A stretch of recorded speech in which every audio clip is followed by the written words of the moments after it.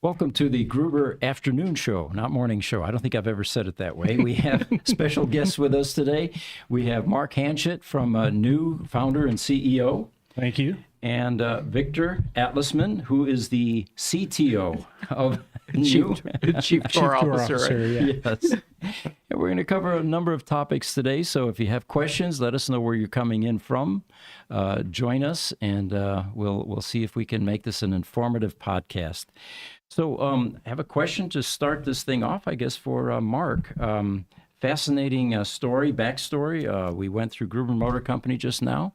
And the question is, can you walk us through the journey from Atlas Motor Vehicles to NXU? Because that was the original company, correct? Yeah, I founded the company officially in 2016. There was actually a 3-year period before that where I was working on the idea, but officially 2016. And we transitioned from Atlas to NXU in roughly the spring, around May time period of 2023. And that was really focused on the much larger vision that I had when I started, which is electrification is sexy, it's cool. I love the idea of the truck. Like, we're going to do that. That is where I kind of started. But it's really a bigger picture problem. We are fundamentally, from a humanity standpoint, we are transitioning from this idea of internal combustion and consumables to renewable energy. And mobility is the catalyst that's pushing that forward.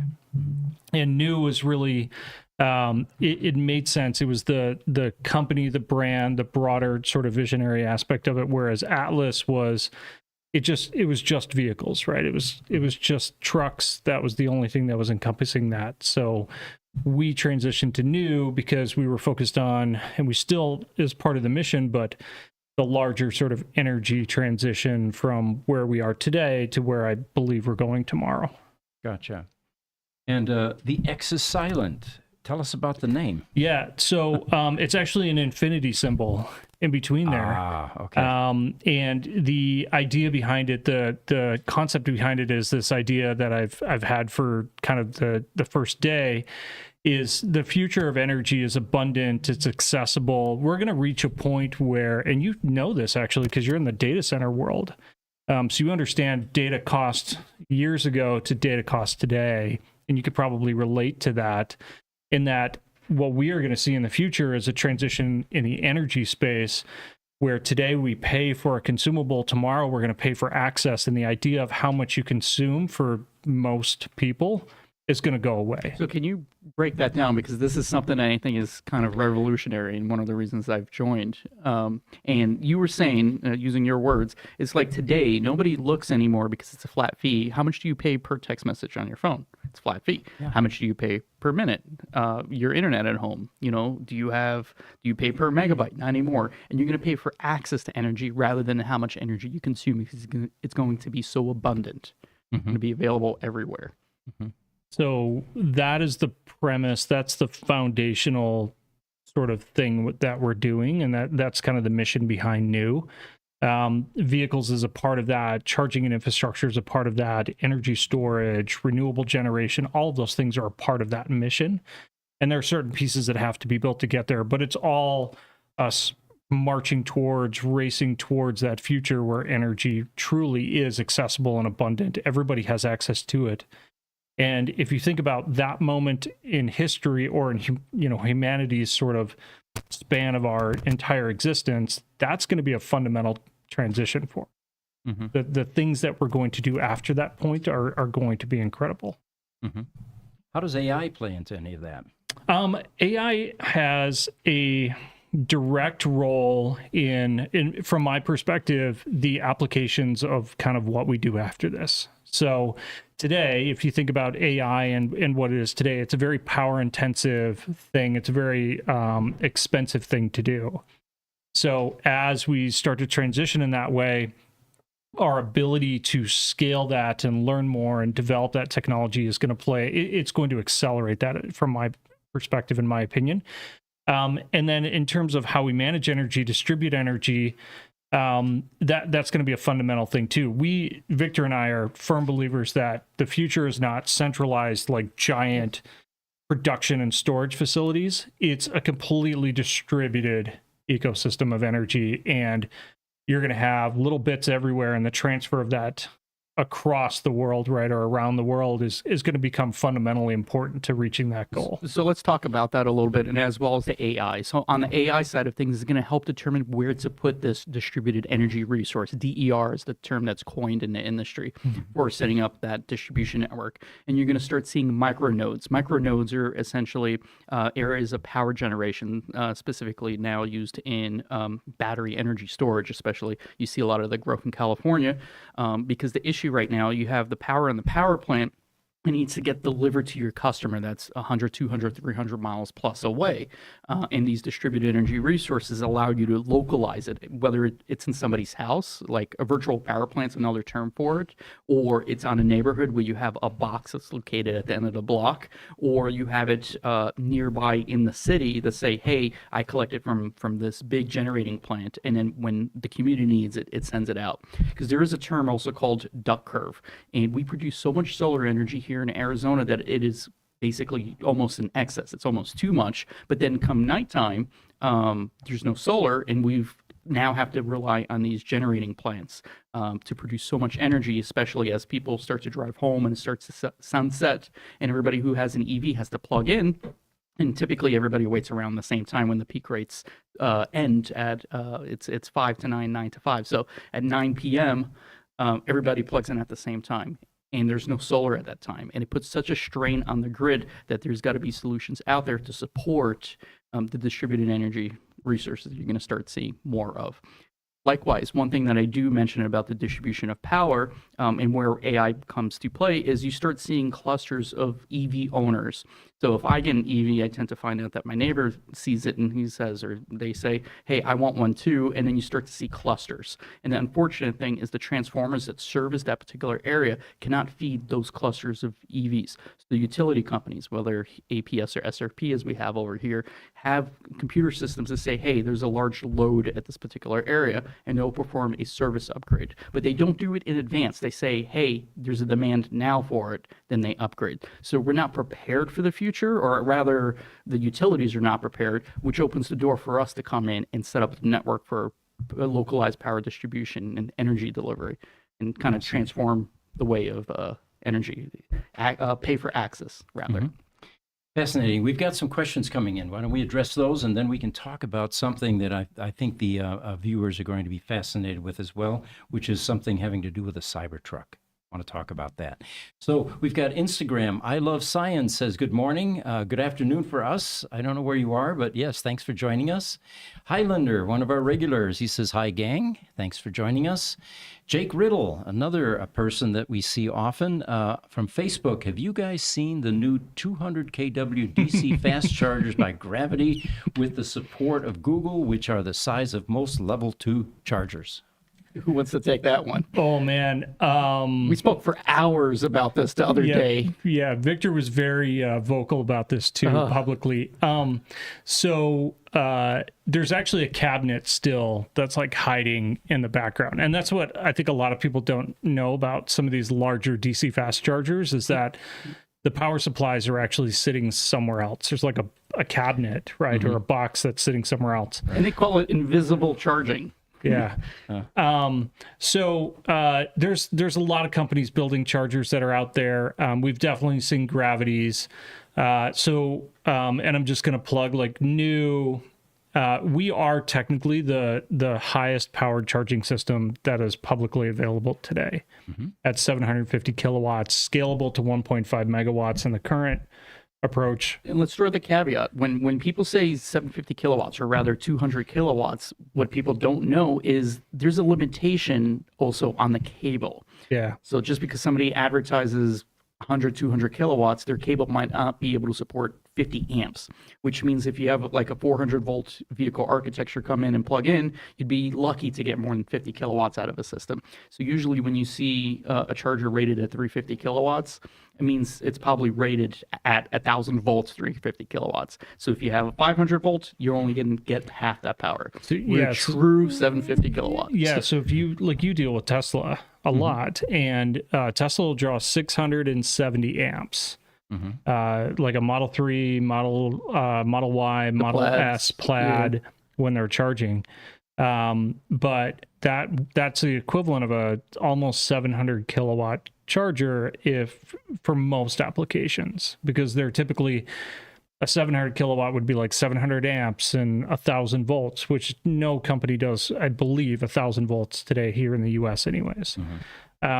So to that point, and this is where like all of the challenges come around charging. There's all that marketing that's out there of, oh, it's 200 kilowatts or 5 minutes for 200 miles or whatever it is. Well, we all know that none of that is actually true, because the vehicle side is the bottleneck, not necessarily the charger. Or to Victor's point, it's a 200 kilowatt charger, but it's 200 amps at 1,000 volts. So when you plug a Tesla in, it's 50 kilowatts, not 200. So in the early days of prototyping, we hooked up a Tesla Plaid to our charger, a prototype charger. It was Kyle Connor had a Tesla Plaid. He came by and was like, let's crank out as much power as we could. At the time, we didn't have a NAX or a cable that supported Tesla, so we used an adapter. That adapter was only rated for 300 amps. And we're like, hey, this is a controlled environment. We can monitor the temperatures. And we released a video on this where we pushed double the amount of power, 600 amps into this vehicle. It didn't start as this is a controlled environment. It started with, let's melt this thing. Well, in the beginning, Kyle was okay with that, I'm taking it. Kyle's like, He said that. it was. I warned him, and I said, we will be monitoring. We'll do temperature checks and make sure, hey, at any point of danger, we hit the e-stop, we'll end the test. Right. And we said, let's crank it to full. It's full send is his term. And we're the fastest non-Tesla company to charge a Tesla Plaid. We gave it everything it wanted, and we like to repeat results like that. Like with the Cybertruck, we're still today the fastest one to charge a Cybertruck, above even Tesla, because their V4 superchargers aren't out yet, so they can't support the 800 volt architecture. But we can. And we've proven it over and over. And there's some caveats, because there's one term that's marketing, and marketing plays a strong play in the education world. Like, I'll come back to gravity, because they advertise 500 kilowatts and it's not 500. But it's the same thing for the Tesla superchargers. Besides them being rated at 400 volts, because that's what most of their vehicle architecture is at, they're limited by the power. And then, if I'm assuming your viewers, your listeners have plugged into a supercharger, if somebody plugs in next to you, you've just given them half your charge. Right. And you're there for twice as long. We don't do that. We don't derate the charger, and we don't split the power. So when we say a true 750, you're getting everything the vehicle asks for. Somebody pulls up next to you, you're still getting the full power. Now, it's unfortunate when lower powered vehicles come in, but that's the space that we play in. Chevy Bolt. The Chevy Bolt, yeah, at 50 kilowatts. And then the gravity, the lack of education on the gravity side for in marketing is they do split the power.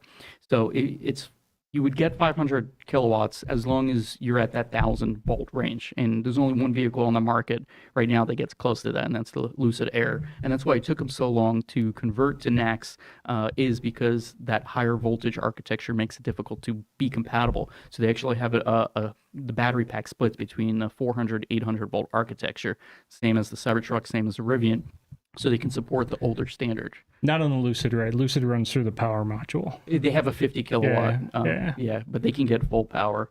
But the biggest issue is a lot of the cables that exist, and even the liquid cooled cables, they're adjacent cooling. We discussed earlier about the immersion cooled cable technology that we invented to do the megawatt charging demo, and you're starting to see more of the technology come out there. But all the systems out there that have liquid cooling currently don't use that, and are limited to about 200-300 amps, which means a Plaid, even though it says 350 kilowatts on the charger, you'd be lucky to get more than 240 kilowatts. Hold that thought. I think people want to hear more about immersion cooling. I was fascinated when you guys were telling me. You got a few more to get through here. YouTube Highlander, awesome guest speaker, gang. Thank you. YouTube Simon Harris. Hey guys, I'm watching in London, UK. Love the suggestion about paying a flat fee for energy. Okay. Yeah. Can I touch on that for a minute? Absolutely. We actually have a pilot program running where we've got a number of customers that subscribe for a flat fee for charging for a fixed rate a month. So we've got a gentleman, his name's Thomas. He has so far utilized 3.8 As of today, he has consumed 3.8 megawatt hours, enough for a town of electricity for a flat for fee. a flat fee every single month. So he doesn't pay extra necessarily, doesn't pay anything else. And we're testing this out today. And we're finding that customers love it because they can't necessarily charge at home.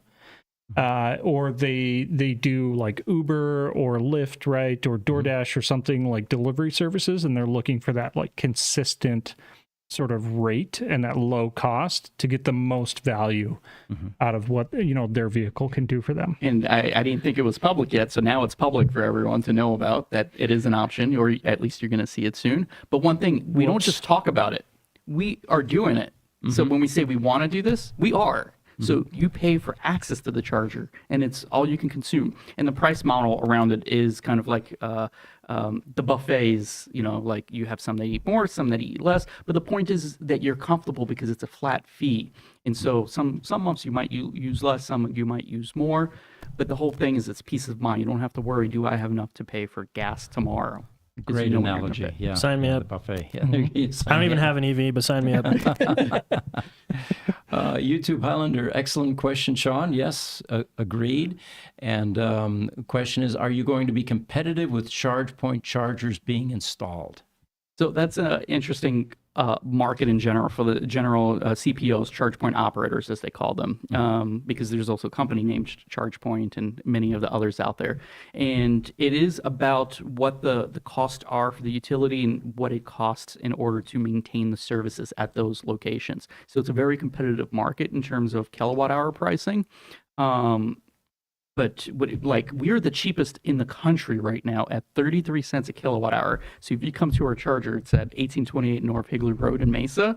You'll only pay either a flat fee if you sign up for that, or 33 cents a kilowatt hour. Still half price to almost anywhere in the country. Amazing. For commercial charging caveat. So YouTube Highlander, he says, what's the expected lifespan of these chargers? So we target a minimum of 10 years of life for the charger or the system itself. Obviously, we're aiming for higher than that. But the reason for that is the capital expenses required to do some of these installs and deployments, especially for those that are in our partner program. We're trying to minimize the capital expenditures over the life of that particular system so they get the most value out of it. While we are focused on owning and operating, we also have a partner program where others that might be interested in deploying these systems on their property, maybe it's their business, whatever it is. We're trying to focus on minimizing that capital expense for them up front as much as we possibly can, even including a recurring subscription model where we'll do maintenance, we'll monitor that system, we'll replace components for it. And basically the upfront capital expense for them is just tied to the install and the utility integration, not necessarily the charger itself. And that's over a long period of time. We also realize that today's chargers that are being installed at 200 kilowatts or less, and unfortunately that's the number we're going to stick with because that's how we started today. But 200 kilowatts and less, that's almost outdated now. Because the newer vehicles, especially the new Silverado EV, the Hummer EV, the Lucid Air, Porsche's new vehicle that's coming out, even Rivians, and most of them are well above 200, but they're actually well above 300 Kias, right? Almost all Kia vehicles, almost all, I think Hyundai, however you pronounce it. Now I can't pronounce it anymore. But they're all well above 300 kilowatts. So we're very much so trying to focus on deployment of infrastructure and cost that translates to a longer term ROI, so more value for the dollar, basically. But it's also the experience, because the question is, how do we compete against the likes of Tesla? It has tens of thousands of charge stations out there. Well, one, they're antiquated infrastructure, like their systems, I said 400 volt architecture. You already have vehicles that are 1,000 volts or close to it. And our technology is actually designed to upgrade in terms of power from not just 750, but up to 1.5 megawatts. We're also standard agnostic. So the issue is that Tesla's got the NX, and yes, they can install Magic Dock, but they have to replace the infrastructure. For us, we support nearly every charge standard that's out there because we own the hardware, we own the software, and we own a lot of the land. But we don't support CHAdeMO. Yeah, Sorry. that's one thing. That's and there's a few other GBTs and other standards that's not here in the U.S. Listen, a customer came in and said, "Hey, can you do Chatamo? I want 1,000 of them." We might have a cable back there, and Yeah. we might be able to do something. But here's the biggest issue: you're going to start seeing a lot of pickup trucks or a lot of electric trucks.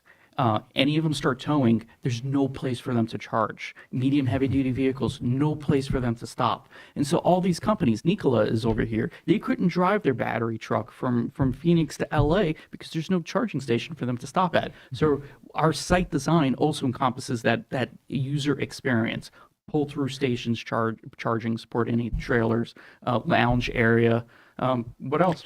Yeah, I mean, we were talking with you earlier when we were going through the shop, right? And you're showing us all the roadsters and all that stuff, and that's the quintessential sort of early adopter kind of phase. But as we move forward, commercial vehicles, from my perspective, commercial pickup and full size pickup trucks, and even big SUVs, towing and hauling, that's the chasm that you want to cross. And today, it's a lot of early adopters are buying EVs, and you're kind of transitioning to what I would call like the early majority. But if you want to cross that chasm to mass market, like everybody else that's out there, you have to build solutions that people can tow vehicles with, right? They can haul stuff. Maybe it's a bigger vehicle. I'd love to see a like big electric cement truck, right? Big, Right. Gravel truck or something like roll through here that's completely electric, but they can't do it today. So how do we build the infrastructure and make the investments now, knowing that over the next several years, you're going to start to see rapid adoption in those particular markets? And we know companies like Freightliner and Daimler and even Tesla and everybody else that's building these bigger vehicles, they need the infrastructure to be put in place to facilitate sales of those vehicles. So it's a chicken and egg problem right now. And I'm a big fan of like, listen, let's just not have that debate. Let's hatch the egg and grow the chicken. So It's not how you say it. Well, yeah, that's not, I Is this swear PG a rated? lot. I don't know if this is PG rated or not, but so who drives a Ford? Yeah. Well, hold on. Yeah. So I actually have a question for you guys too back here, and I think we might have another guest back here that has a question. But so that's me with the Ford Edge. I know. Oh, yeah. I know. Okay. But my question goes back to how you're saying you're the lowest cost for electricity, and I don't know how it works. I guess how is it that the different chargers have different rates and people can charge different? If you guys aren't the utility, are you guys generating power? How does it happen that you're in control of that part of it? So there's a couple strategies around that. One is there's the endpoint cost, which is the cost when the user plugs in. So when they plug in, what are you going to charge them? And there's a limit. If I do the math correctly, right now, the average for like a competitor, not new, but a competitor, is 64 cents a kilowatt hour. That is an equivalent of about $7.50 a gallon of gasoline. Oh, wow. Okay. So, and you're seeing those prices just continuously hike up because those companies are chasing profitability, but they're doing it the wrong way. So they're out there just increasing costs, right? Or increasing the price on the end user, thinking, well, they have to pay, so therefore they're going to pay. Well, then here comes Tesla, right? Tesla's going to come in with a much cheaper price. Our focus is on customer experience, scalability, repeatable sort of experiences every time you plug in, but also we start tying in other strategies around energy storage and, buying at low prices and things like that. Our Mesa facility doesn't have energy storage yet, but we've got more or less a flat fixed fee on the back end. So we know how much our delta is going to be. We know what our margins are going to be, and we can be flexible in that price. And I think it's super important to be competitive with everything else that's out there. So if I drive east of Arizona, I'm going to see gas prices in the $2.50 to $3 a gallon range. So that is your benchmark, right? That's where everyone else is going to compare you. So we're focused on, okay, how do we remain competitive there, give them a positive customer experience so they continuously come back? Because it's really about volume, and from a business standpoint, it's about volume per minute, right? So how many kilowatt hours can we deliver per minute? And there's a limit because all batteries right now that are in EVs are kind of fixed, right? They have a maximum rate. But we know that's going to continue to change, but we can be competitive on price today because that's what people are measuring you against, right? They're saying, if I take a road trip, how much is it going to cost? What's the equivalent? And right now you're seeing articles that say, wow, my Rivian to drive across country is cheaper than my Honda Pilot. That's not a good thing. Yeah, there's added costs not associated with the product as well too. Like for example, gas stations with convenience stores. There's different amenities that drive traffic to that particular area, and there's some hotels that install level 2 chargers, and it attracts a lot of EV drivers, and it's good for their business. They might not be making money off the charger, so they just do it a flat fee or whatnot, or even for free, just to attract the customer to come to their business. In Highlander wrote, infrastructure is key. And that is some of the most challenging things that you're starting to see is, especially almost anywhere for high power charging. We were talking about how you recently get an upgrade in your infrastructure from APS to support chargers. Right. But the big issue is the utilities don't want to put the money up front. And so we have a lot of technology that supports whatever infrastructure exists, whether it utilizes battery energy storage or utility or whatever means the charger is able to accept, AC power, DC power, whatever the grid's available. A lot of people ask about solar. And one thing that I say about solar does work, but you need a lot of it to support the amount of power that we're producing. So it's not the ideal solution. But it's also the what do you call it? When you come to the charging station, you don't have a canopy in most of the charge point stations. So you're out in the rain, plugging your electric car into a high power charging station. And so we support having the covered canopies, the lounge area. And so there's different means of income other than just how much you charge per kilowatt hour. And then there was one question. Can you please describe the field support for your chargers? And so a lot of the mechanisms inside the charger, and this is where AI comes to play, is we're able to do a lot of remote diagnostics for the charger and fix things via software. A lot of the chargers out there, because they sell them, the reliability tends to go down quickly. Somebody runs over a cable, and the host who owns the charger, not picking on ChargePoint here, but let's say it's a ChargePoint charger who sold the charger to, let's say, a Shell gas station, and the Shell gas station's like, I don't want to spend $500 to replace the cable or whatnot. They're aware that it's broken. They just choose to not fix it because of the costs associated with it. So we've designed our chargers to be simple to maintain, whether we own it or a customer owns it, but most of the diagnostics and repair services can be done remotely to determine what the issues are. And it tends to be typically temperature or software related is what a lot of the reliability issues are for the chargers that exist out there. I'm sure plenty of your customers or listeners have gone to an Electrify America site, and it says this on the screen, or either it's blank and it just doesn't work. It's mostly a software issue. And we mitigate all those by not having screens for starters, and two, we're able to control a lot of the environment that our systems are in, since we own it rather than integrating or slapping pieces together. Sure. So you guys just recently were involved with a Cybertruck here. Yeah. One of the first ones in the state, Dr. Jay Larson's Cybertruck, who was Prior guest. Yeah, was on our podcast a few weeks ago or so. So tell us about how all that went and what was significant about that experience. So so I've got a phone call from a few individuals saying how they're trying to figure out how to get the Cybertruck. So I'm pretty connected in a network of other companies, and they know that we had a Cybertruck that was coming up for tests, and they all laughed. In fact, there were a lot of the comments on YouTube that said, and Facebook said, "Hey, it's not going to work," and it said, "You know me." You tell me it's not going to work, and I'm going to show you. So I gave Victor, what I love about Victor is I'm like, we'll come up with an idea, and I'll say something along the lines of like, go find me a bunch of Cybertrucks and let's like be the first one to charge it. And he's like, okay. This was 9 o'clock at night. I remember it from like a Saturday. So Victor finds every social media forum, every like anything he could find. He's like, hey Jay, hey, Thank you, Jay. yeah, Jay's fantastic. But he just goes out and he just pings everyone to try and find one that's Jay, there. Solomon, Greg, Zach, some of the first Cybertruck owners in the entire state all came and charged.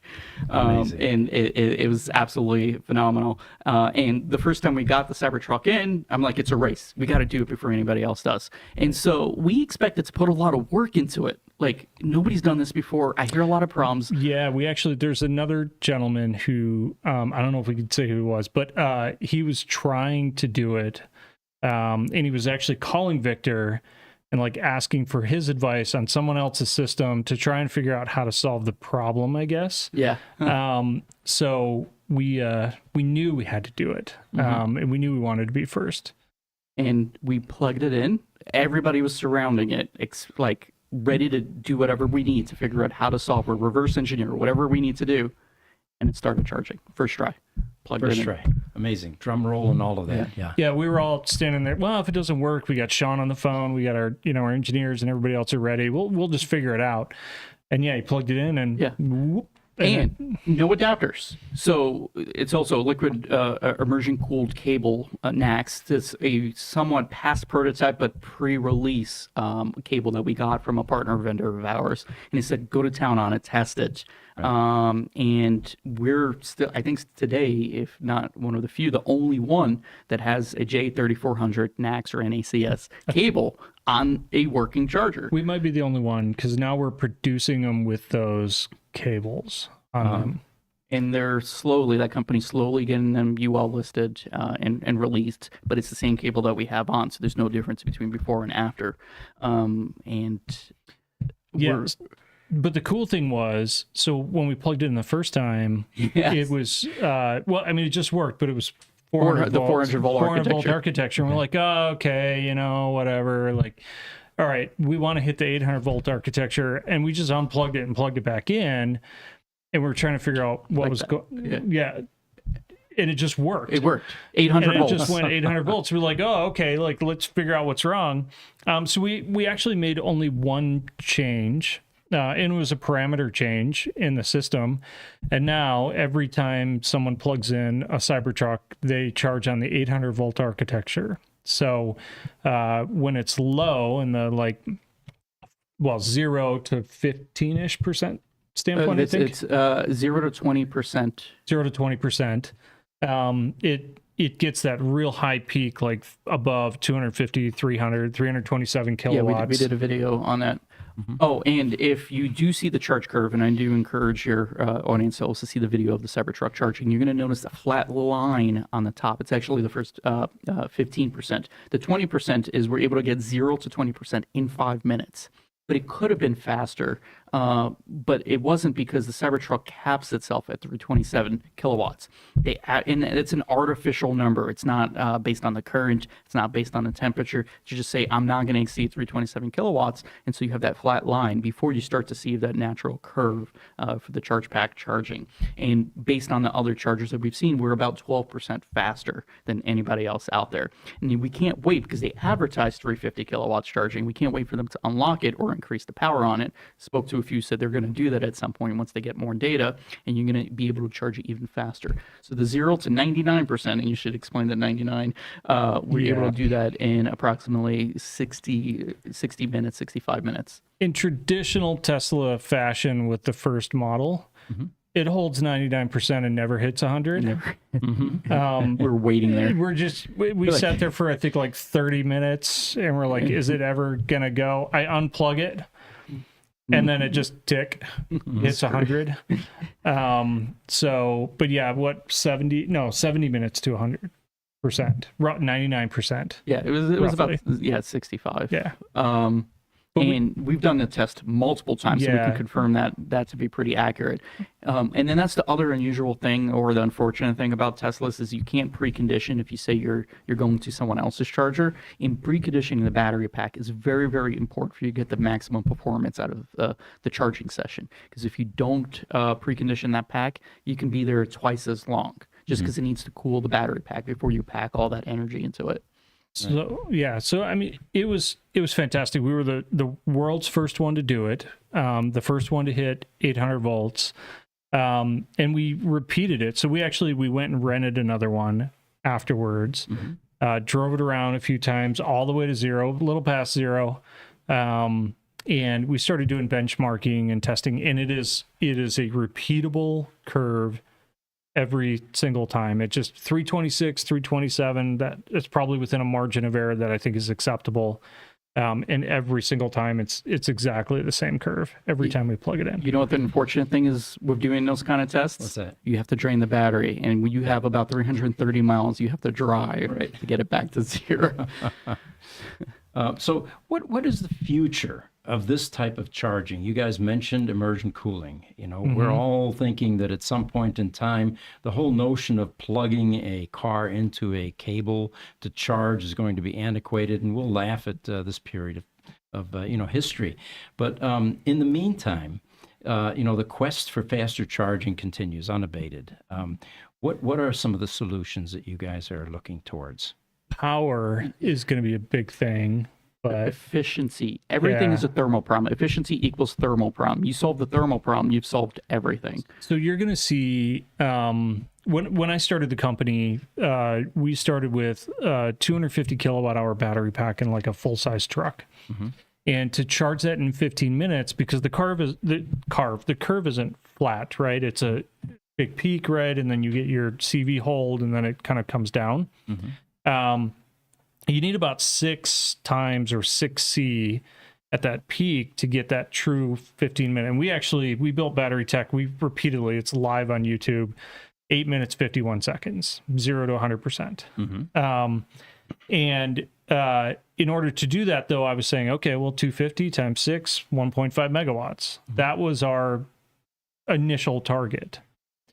But when you start getting into the larger vehicles, Class 8 vehicles with a megawatt hour pack, right, or something that big, you're probably not going to look for a 15-minute charge time. I mean, rarely do you fill a big rig up today in 15 minutes, right? It takes a little time, and they have to take mandatory breaks and things like that.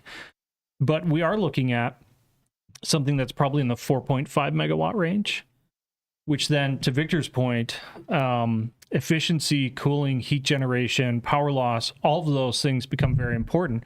I actually think there is a video out there, and we've been doing our own testing in terms of our efficiency, but there is data out there. I think it's on a Lucid where the pack's like 120 kilowatt hours and it consumes 127 kilowatt hours. And that 7 kilowatt hour loss is loss of energy that it's pumping in there, right? Because they measure how much it tries to deliver. It's not necessarily how much goes into it. Let's throw this fun fact, by the way. It really doesn't matter how big or small your battery pack is. The somewhat theoretical limit is not theoretical, but the actual limit that you see today is about half hour. So it doesn't matter if you have a 10 kilowatt hour battery pack or a 1,000 kilowatt hour battery pack. The 2C rate, or the two times the charge rate or discharge rate, is saying that you can only put 2 times the amount of energy. So a 10 kilowatt hour battery pack, you could push 20 kilowatts into it, which means you'll be done in a half hour. And so the battery technology that you're starting to see developed, especially that NXU has been working on, has been the 6C rate or faster. Theoretically, I've seen 10, 11C rate, but it's not out there yet. And that allows you to charge in 7 minutes, but it comes through thermal mitigation. Yeah, but then when we start talking about higher powered, then you start getting into cables that are really unwieldy and they're big. Garden hoses. Well, that's what you want as a garden hose, right? But right now you're getting a fire hose. Yeah. So Victor and the team actually in 2022, when we did our megawatt, a little over 1.2 megawatts of power delivery, 1.2, but it was 1.4. 1.4. I'm sorry. We were limited by the fuse. We could have gone more. The other equipment's limiting, but the cable size is it's like a little bit smaller, probably 75% as thick as this, which means like I have a requirement, which is my grandmother, who was I think almost 90, she had to be able to unplug that thing with one hand, right, move it over and plug it in. And you can't actually do that with some like NACS or CCS cables today. And we're talking about doing it with 1.5 to 4.5 megawatts. So immersion cooling within the cable, which basically means the coolant has to touch the conductor. There can't necessarily be an insulator inside there. And then it has to be isolated on both sides. That's going to become incredibly important for the future, because you're looking at trying to create the most flexible cable you possibly can, something that everybody can handle, right? But it can dump a lot of current into that particular, say at 4,000 amps through it with the minimal amount of energy lost while you're doing it. It's possible to make a really small cable, but then you're going to lose a tremendous amount of power or energy and heat generation, even though you can keep it super cool. And when these guys did it, I think the temp on the cable was like 30 Yeah, we kept C it or steady something. for a half hour. It stayed around 30, 32 C, and the target was to not grow a degree every minute. And we theorized that it would be 12 minutes before the cable would hit 50, 55 C, but it didn't because we were actively cooling. And it's also one of my interview questions is our conductor is this thin that's inside, but it's liquid cooled on the outside. And I asked, can you push 1,000,000 amps through copper conductor that's this thick? And it's interesting answers that I get because I love theory when it comes to it, and then testing that theory is you could push more than 1,000,000 amps through a conductor this big, but you have to deal with the heat problem. And so what we did is we created a jacket and a liquid cooling solution that goes around it called immersion cooling, and a few companies are now starting to introduce that in their cable technology today. And it's just a matter of, can you pull away the heat quick enough? And a majority of the companies today with the adjacent cooling, where they have a coolant next to the conductor rather than in it, and you do passive cooling. But once you start going towards that megawatt power, you need active chilling, active cooling, and you're familiar with that technology because you got to cool the cable very quickly, and you have to get that heat out as quickly as possible. And we actually started this, and as Victor mentioned, in the battery pack space. Yep. So your typical cylindrical cell is a cylindrical cell. It's wound inside there, right? There's a tab welded at the bottom. There's a tab up top, and there's a big air gap actually above it. When it comes to pulling heat in and out, like Tesla likes to cool on the side of it, right? Rivian cools on the bottom. I think Lucid cools on the bottom, and a couple others do too. Faraday Future runs a coolant around it, like a submersion coolant around it. But a cylindrical cell is actually a very piss poor conductor of heat because in theory it could be very good, but it's not because you're insulated on the ends and on the top and everything else. So our original technology around things like immersion cooling and why we were doing similar stuff on the cable side was because we were actually we were developing battery cells that were engineered for thermal efficiency. So you have all these like copper aluminum layers in there. Those are perfect, well, relative perfect heat conductors. I mean, you know this, right? You know, like you have those big heat sinks, right? Yeah. And all that stuff. It's basically all those little veins that are on the heat sinks. Yeah. I turned the part of our technology is I turned the anode and cathode, which are those little aluminum copper sheets, into the veins of a heat sink.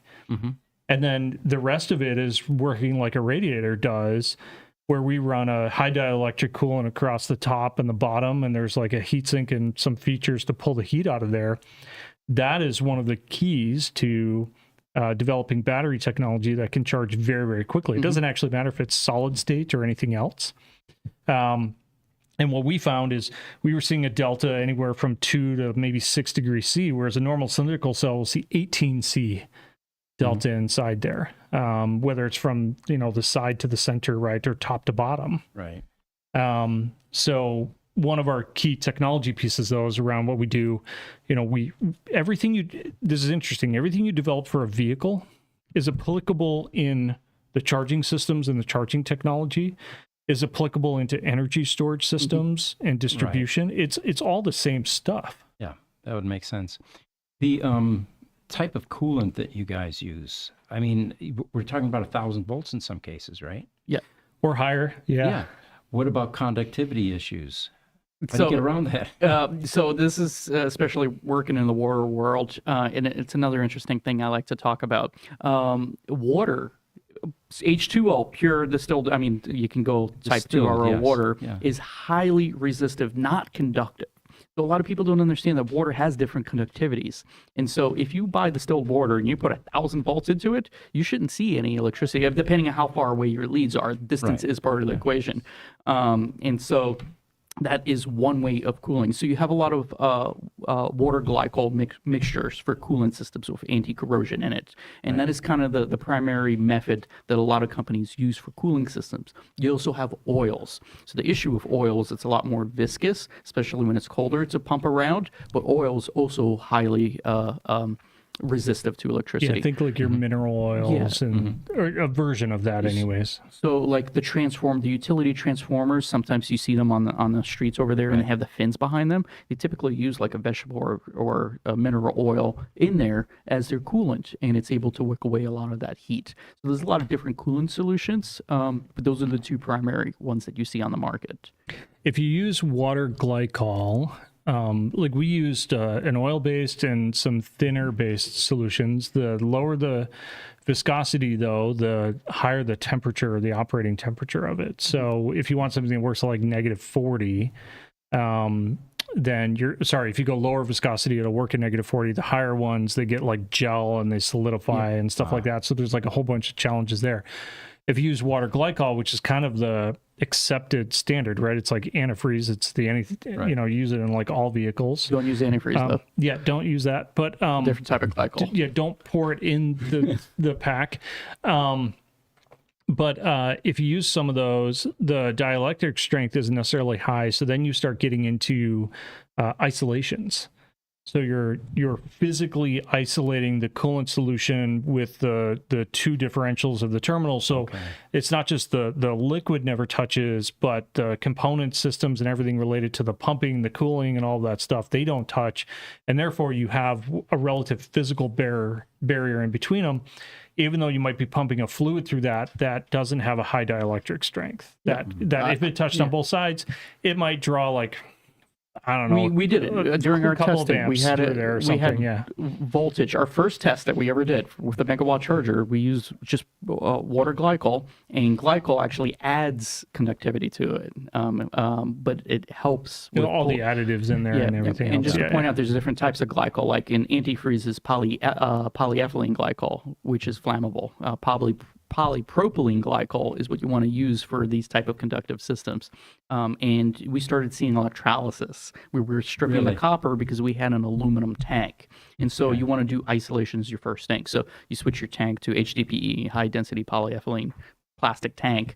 Step number 1 for isolation. Step number 2, separate your positive and negative so they don't physically touch, or at least anywhere close. Distance is also a benefit. Yeah, we even had some that are rated at 100,000 volts break down when you start doing this stuff. It's just, And so we push everything to the extreme. And so this technology is brand new, and we're proud to be the first of many different technologies. Like coming back to the truck, we were the first to talk about 48-volt architecture, the first to talk about automotive Ethernet. They beat us to market, but we were doing automotive Ethernet, 48-volt architecture, steer-by-wire, brake-by-wire, independent corner brake-by-wire, and steer-by-wire systems in our original XP platform development programs. There's a whole bunch of YouTube videos of us talking about it. We actually, and it's still functional today, everything from the battery management system out to the vehicle control systems, motor controllers, all the way up to the infotainment is all 48-volt automotive Ethernet technology. And we did that. This guy, Benoit, that used to work for us, he sort of pioneered the mission to do that for me, because when he started, we sat down and we were talking about, like, how do you beat Ford, right? How do you do better than them? Right. And I'm never going to do better than Ford at being Ford. Right. I mean, just, you're not going to.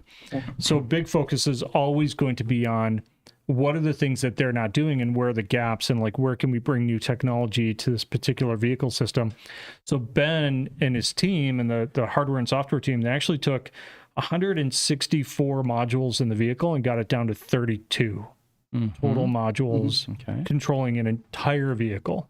That includes all the BMS systems, all the motor controllers, steering control systems, everything. It's about 32 systems inside there. And then a lot of questions that people ask is, how do you compete in a market space like that? And I asked them this question in return, and a question I'm going to ask to you. Can you name me companies that make EV vehicles? Can you start listing a few of them? Give me 7 if you can.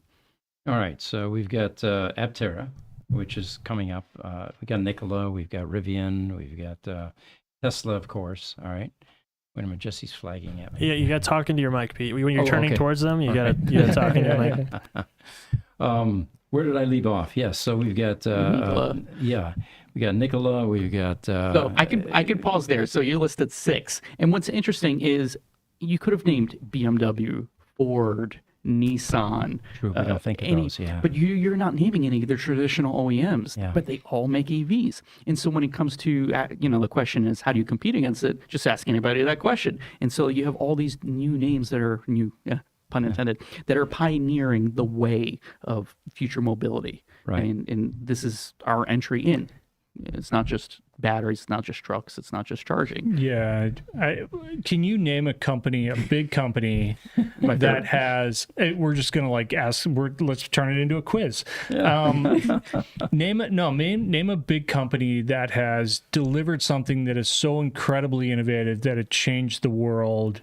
And it was born out of that big company, out of their core product, out of like something that is there, and think like the iPhone moments, right? Or something like that. Can you name a very large company? Apple was smaller at the time, right? But name a big company that has done something like that. What was a company I used to work for? Digital Equipment Corporation. Former IBM, right? Yeah. Yeah, part of the landscape of the 60s and 70s, large mainframe manufacturers. The companies that innovate. We've got 1 billion questions up there. Should we get to some of those? Sean's got a good question over there. Thank you, Sean. Excellent question. Do you want to read it, Mark? Oh, how much EV charging does it take to break even for your system? Oh, no, sorry. Oh. Yeah. I think you passed. There was questions earlier. Oh, yeah, that is the question. Sorry. Oh, we have a long list here. Sean Boker. Yeah, Victor's not allowed to read anymore. I got these sunglasses. But Sean, is it Boker? I apologize if I butcher your last name. But how much EV charging does it take to break even for your system? Apparently, Sean is looking at putting in several in places off the main highways.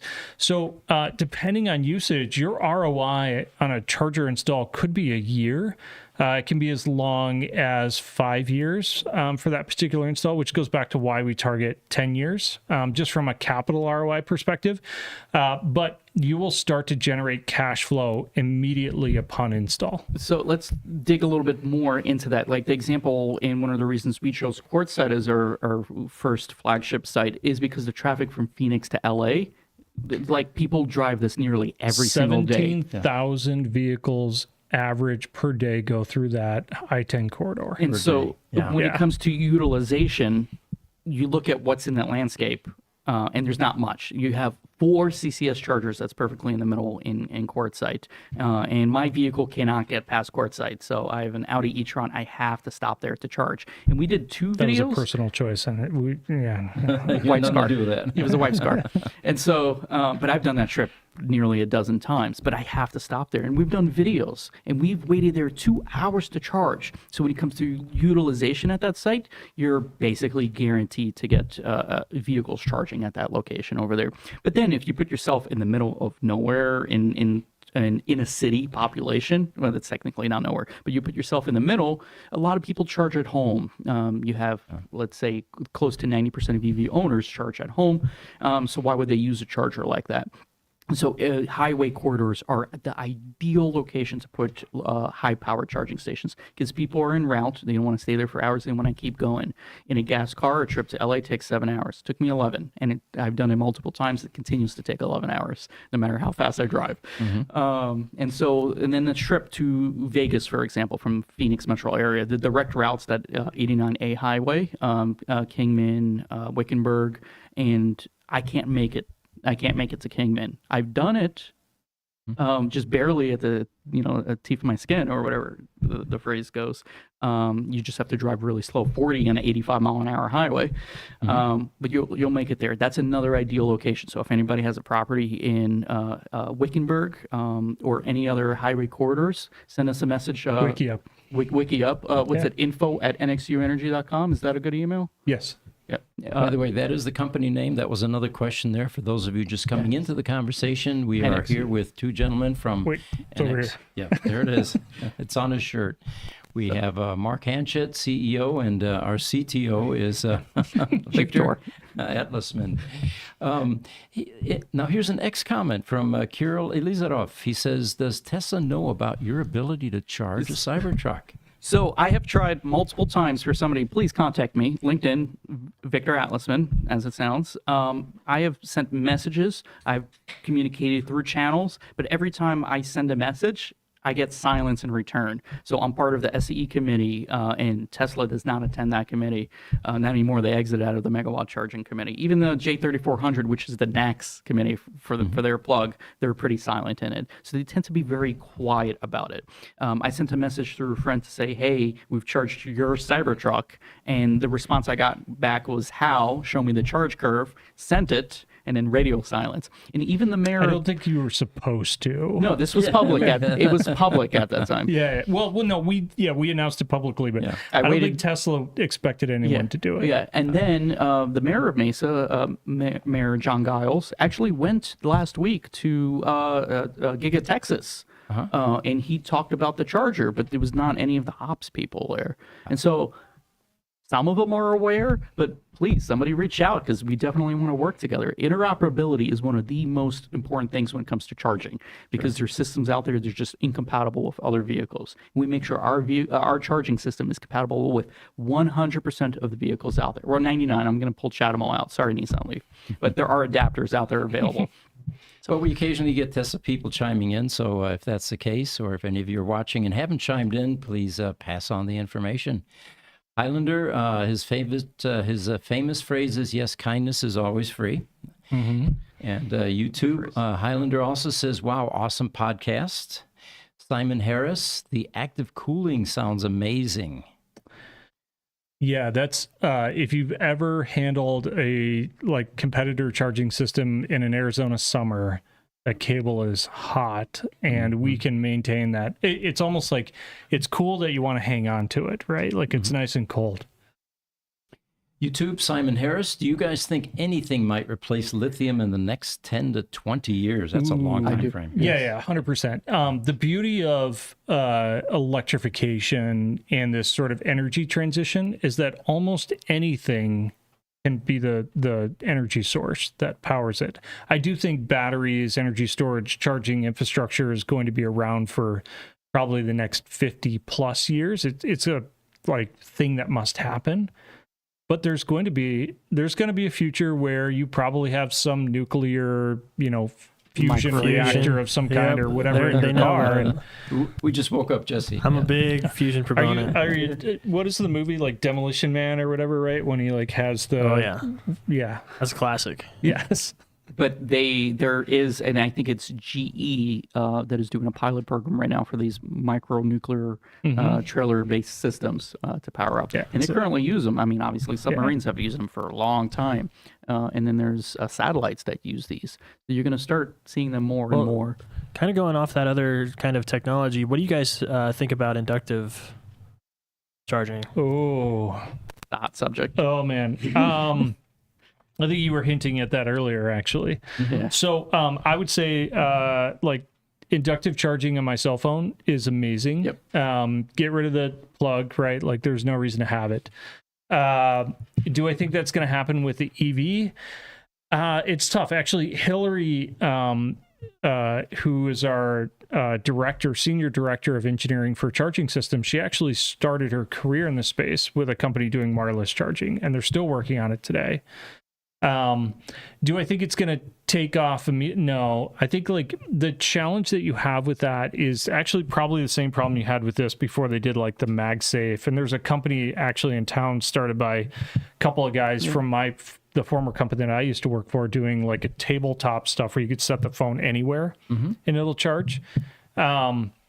There's probably a path where wireless charging becomes a reality, but there's a ton of just challenges in terms of alignment and narrowing that down and power delivery and stuff. And it's getting more efficient. I think Qualcomm's claimed above 90% efficiency in some cases. So it could get there, but then when you start talking megawatts of power, that's a really big coil.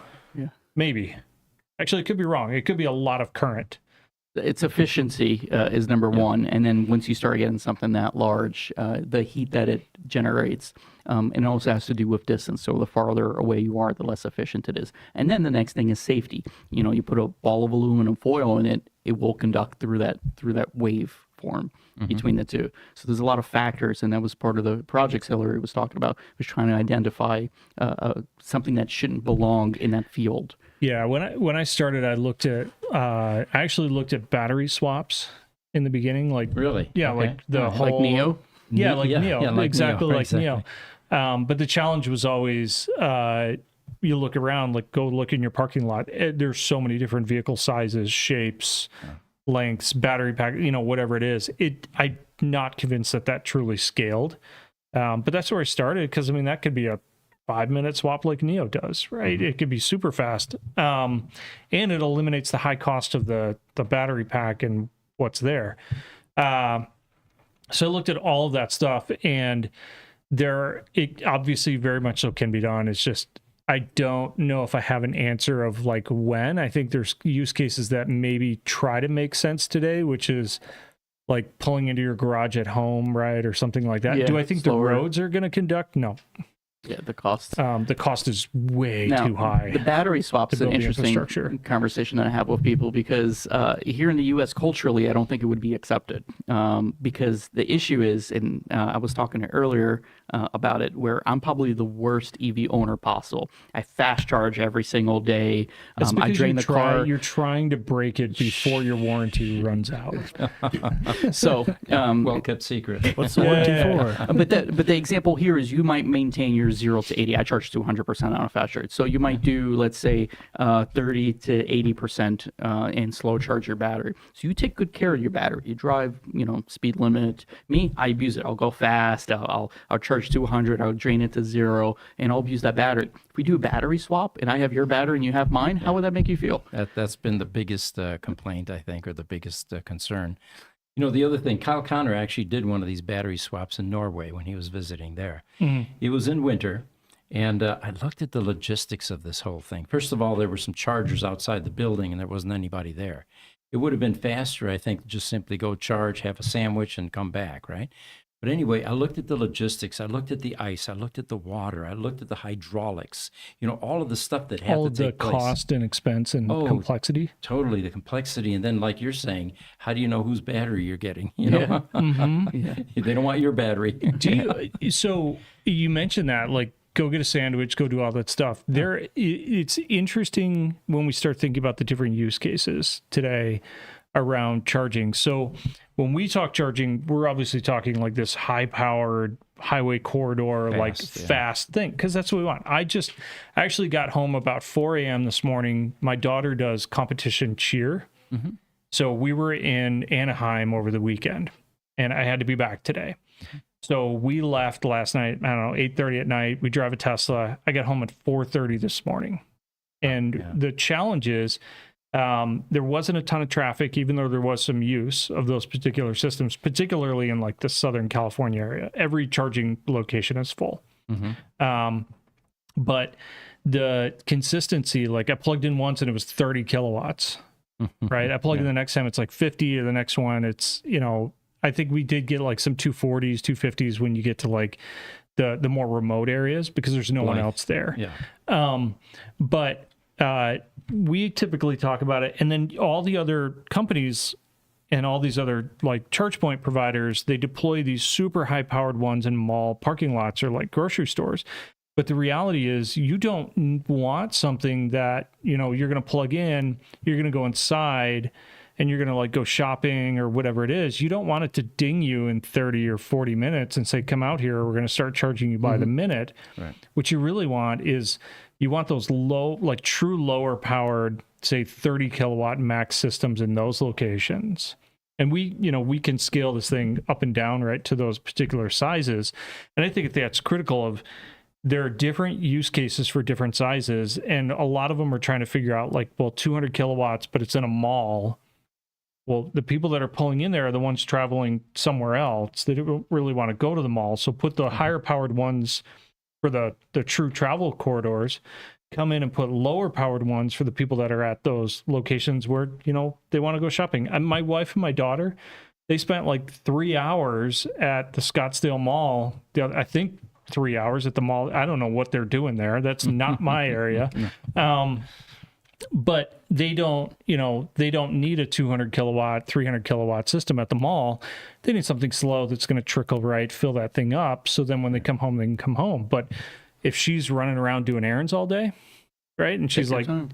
yeah, time it matters, right? You want to plug in, go quickly, but you want that like in those travel corridors. Right. Don't know what the solution is for that.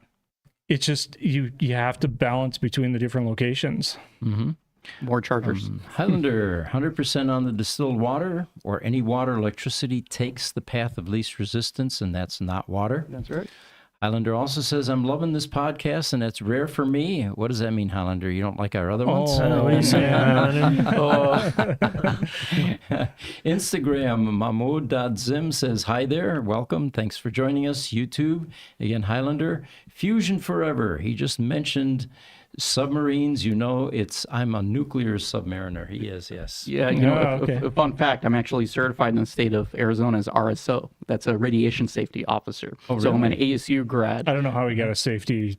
I have certifications in the most random certification, things. A grade D water operator for New York City. All these random. Victor's the I do guy where everything. we're like, hey, we want to do a video. Let's melt a cable. He's like, car battery, 2 wires, let's go. Let's do it. And so ASU offer this course for doing the certification as a radiation safety officer, especially since APS has Palo Verde nuclear plant over here. And it was something that's very interesting to me to learn about, how you enrich uranium and then how do you design reactors, but also hospitals and doctors' offices. You're going to notice that a lot of the radiation equipment are either on the top level or the basement, so you don't have to shield all 6 walls. Okay, And that's the reason they do that. So they typically have it on the top floor, so they don't have to protect the ceiling, because it's very expensive to do those layers of either concrete or lead. And there was an interesting story where there was this clinic, doctor's clinic, that had X-ray equipment next to a nail salon, and without actually protecting the walls, and that's why they have the RSOs throughout the country. And realizing that it was irradiating the ladies that were getting their nails done. Oh my God! And this is many years back. So they enacted all these safety protocols for all this equipment. I'm always concerned when like I'm getting an X-ray, right, and they just like put something right The here, lead, yeah. but then the other person, the lady, like walks behind a like a wall and whatever. I'm like, all right, whatever. But they've actually now used a lot less radioactive material than they did back then by like hundreds. And if you fly, you're exposed to more radiation than you are in an X-ray for an entire year in one flight. Really? Yeah, so and it has to do with the sun, because there's less material, basically atmosphere, to protect you, and as you get closer to the sun, you're hit with more radiation. Right. All these random adds to my fear of flying. Yeah. Some other random facts, because I love these random facts. So electronics are affected by altitude, and it was something I did not understand until an applications engineer from a semiconductor plant told me why. If you install something on the top of Mount Everest, it has nothing to do with air density. Solar radiation actually affects, the gamma rays actually hit the silicon wafers and affects your performance. So your charger performance, you might get 100 kilowatts on sea level, but you might get 95 kilowatts of energy from being in the mountain. I'm doing a gross exaggeration here. Yeah, a little too far exaggeration. But yes. that has to do with solar radiation. And it took years for them to figure that out. Well, guys, we're running on to almost an hour and a half here. It's been one of the most fascinating podcasts we have done, extraordinarily technical. In summarizing, what can you guys tell us? Well, I mean, I'm, founding new, coming through this, the journey that we've been on, everything has been this, it's been a lot of fun for me. Mm-hmm. We were talking earlier today, right? It's like, what else would you do? Right. This is the only thing I know how to do now. So, but today we're really, I love what the team is doing. We are a smaller team now than we were a year ago. We're still doing innovation and technology, but I'm really, really, truly excited about kind of the future of infrastructure, energy, in particular charging, and what we're doing with like the new one systems. Everything we do is forward thinking. Mm-hmm. Everything it's not today. I'm not solving today's problems, because today's problems are already solved. We're really trying to solve tomorrow's problems and bring value tomorrow. And the picture of tomorrow is going to be incredibly exciting, at least for me. So that's what I'm excited about. It's one of the reasons I'm here is we're here to break new technology into the world, and it's very necessary to bring what's available in the future to the people today. And so that includes fast charging, not just on the charger side, but also the battery side and the vehicle landscape. Having vehicles that are more efficient, being able to compete against ICE vehicles, going 500 miles, being able to tow 40,000 pounds with no problem, and refueling in under 15 minutes is really, really important technology that needs to get out there. And then same thing, energy, distributed energy resources, allowing people to have access to electricity basically abundantly everywhere. And we need to be, or at least someone needs to be out there in the forefront to bring that technology to the masses. Well, gentlemen, I am very pleased that you came out. It takes visionaries like you guys to really bring home new technologies and innovate at the level that you guys are. And we wish you the best of luck in all of the endeavors. And since you're local here, I'm sure we'll do more of these types of things. Maybe we can head out there too. Yeah, there you go. definitely. Do it on site. By the way, I got to point out, he said new technology, so that was very subliminal. Was he a play on words?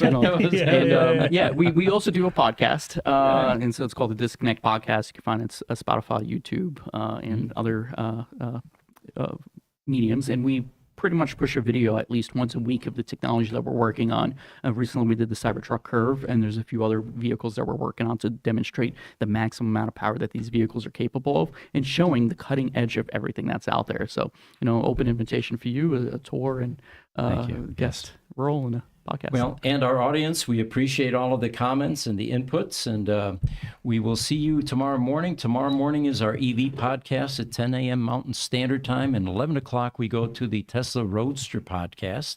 Sweet. And we've got a lot to cover. So, again, thanks for joining us. We'll see you next time. Thank you.